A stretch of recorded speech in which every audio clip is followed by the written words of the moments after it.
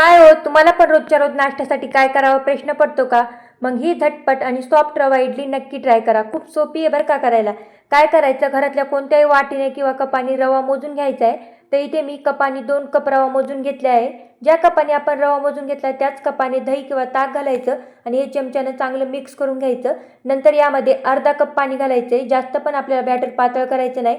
जसं आपण इडलीचं बॅटर तयार करतो ना तशाच प्रकारे करून घ्यायचं आणि झाकून हे 10 मिनिटासाठी भिजत ठेवायचं. 10 मिनिटानंतर यामध्ये चवीनुसार मीठ आणि 1 इनोचं पॅकेट टाकायचं. वरून थोडंसं पाणी टाकायचं आणि चमच्याने हे चांगलं मिक्स करून घ्यायचं आहे. तर तयार आहे आपलं रवा इडलीचं बॅटर. आता आपण इडली करून घेऊया. इडलीच्या साच्याला ना थोडं थोडं तेल लावून घ्यायचं म्हणजे अलगद अशी आपली इडली निघते आणि बॅटर टाकायचं. संपूर्ण असं आपल्या इडली पात्रात इथे बॅटर भरून झाले. आता इथे आपण इडली लावून घेऊया. 10 मिनिटासाठी इडली वाफवून घ्यायची आहे. तर तयार आहे आपली झटपट होणारी सॉफ्ट अशी रवा इडली. तुम्ही पण नाश्त्यासाठी नक्की ट्राय करून बघा. खूप टेस्टी झाली. तर आजचा व्हिडिओ कसा झाला नक्की कमेंट करून सांगा. आवडल्यास एक लाईक करा, चॅनलला सबस्क्राईब करा. पुन्हा भेटूया अशाच नवीन नवीन रेसिपी घेऊन. धन्यवाद.